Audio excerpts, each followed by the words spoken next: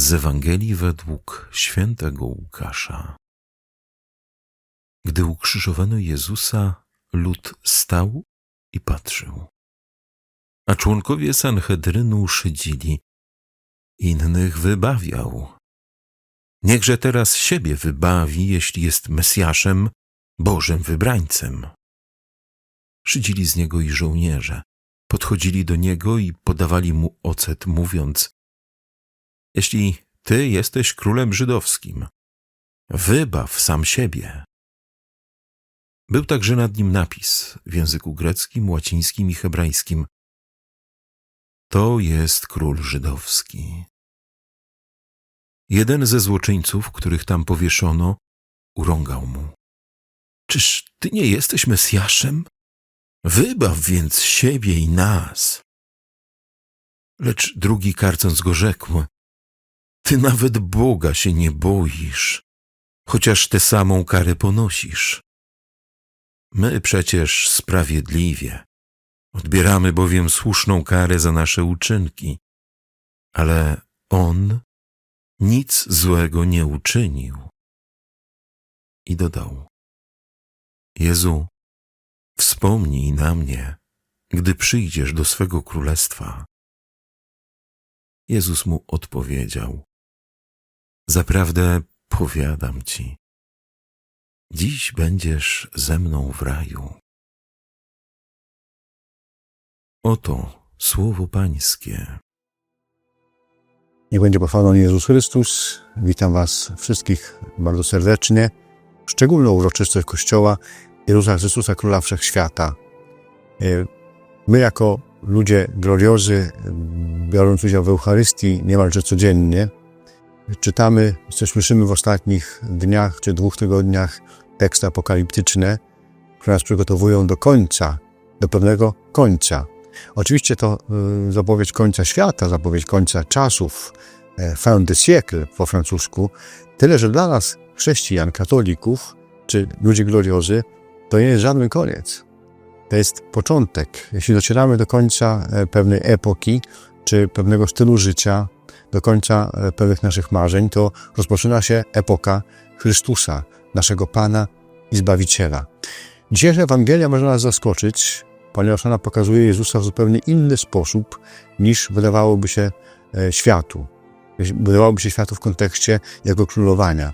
Już zupełnie pokazuje Jezusa w inny sposób niż wyobrażali to sobie Żydzi, którzy oczekiwali na Mesjasza, który miał przybyć na czele wojsk i wyzwolić Izraela z niewoli, z panowania rzymskiego. A oto Jezus jest na krzyżu, opluty, pohańbiony, zniewolony i w ten sposób zaczyna królować, przez to, że jest uniżony.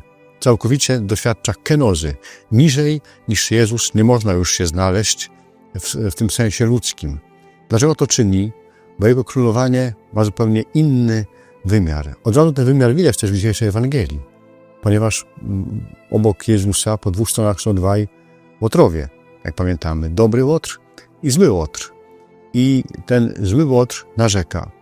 Dobry łotr natomiast upomina swego współkolegę, współbrata, mówiąc, że on cierpi niewinnie, a my cierpimy zasłużenie.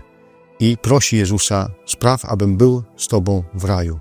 I Jezus daje mu taką możliwość. To znaczy, że Jego królowanie nie tylko jest inne niż królowanie w wyobrażeniu ludzkim, człowieczym, ale jest królowaniem, które przynosi zupełnie inny efekt. Efekt wieczności, efekt zbawienia, efekt, który polega na tym, że jesteśmy całkowicie wypełnieni Jego miłością i wchodzimy całkowicie do Królestwa Niebieskiego. A zatem paradoksalnie powinniśmy adorować Pana, Króla, na krzyżu.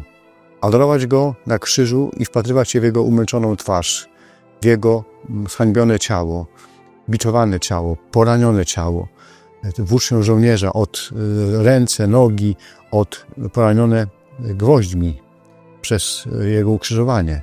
Ponieważ to królowanie polega na tym, że w Jego ranach jest nasze zbawienie. To jest ten król, który sprawia, że przez Jego uniżenie, kenozę, pohańbienie my odzyskujemy, czy zyskujemy całkowicie życie wieczne. I to jest dzisiaj przesłanie, moim zdaniem, niezwykle istotne, piękne przesłanie, które zostawia nam Ewangelia 20 listopada, czyli Jezusa Chrystusa, Króla Wszechświata. Ale przecież, i tym zakończę, ale przecież bardzo istotne jest też to, abyśmy dotarli do tej prawdy, którą często powtarzamy także w naszym ruchu. Kim jest dla mnie Jezus w tej sytuacji? Ponieważ jeśli przyjmujemy Go jako Króla w ten sposób, przez Jego służbę, uniżenie, oddanie, zakwestionowanie swojej tożsamości i osoby, to my powinniśmy postępować podobnie. Ale przecież wielu z nas, czy większość z nas, przez rekolekcje różnego typu, a szczególnie przez seminarium odnowy w Trójcy Świętej, miało taki moment, kiedy wyznawało Jezusa jako Pana i Zbawiciela, Króla swojego życia. Jak to było? Przypomnijmy sobie. To jest jedna rzecz. I teraz uświadommy sobie i przypomnijmy sobie, co z tego wynika. W moim życiu od momentu, kiedy po raz pierwszy, potem kolejny, bo trzeba to powtarzać zapewne, wybrałem Jezusa jako mego Pana i Zbawiciela, czyli Króla Wszechświata. Czy upodabniam się do Niego? Czy kroczę Jego śladami? Czy idę za Nim? Jeśli idę za Nim, w zasadzie, żeby to zweryfikować, jeszcze raz muszę się wczytać w dzisiejszy tekst Ewangelii. Jezus, który się uniża, jest jednym z ostatnim z ostatnich, kwestionuje siebie po to, żeby dać życie innym. I myślę, że nie tylko tożsamość trynitarzy w naszym ruchu ma taki aspekt, ale to powinna być tożsamość nas wszystkich. Jestem tym ostatnim, dzięki posłudze którego inni mają życie, dzięki oddaniu którego inni mają zbawienie. Inni znajdują drogę do Pana, odnajdują sens w Jego miłości. A ja jestem ostatnim z ostatnich, jak mój Pan, Król, który uniża się całkowicie i oddaje swoje życie na krzyżu zupełnie bezinteresownie. To przesłanie nas prowadza w ten dzisiejszy dzień i ta nadzieja też jest tak piękna, ponieważ już za tydzień będziemy przeżywali pierwszą niedzielę Adwentu, który nas przygotuje do świąt Bożego Narodzenia. Odwagi zatem, kontemplujmy Pana na krzyżu, Króla, który nie ma w ręku berła, nie ma na głowie korony w sensie ludzkim czy płaszcza królewskiego, ale Króla, który jest na krzyżu, cierpi, jest pohańbiony po to, żebym ja i Ty, abyśmy mogli razem żyć w Nim pełnią życia chrześcijańskiego. Szczęść Boże.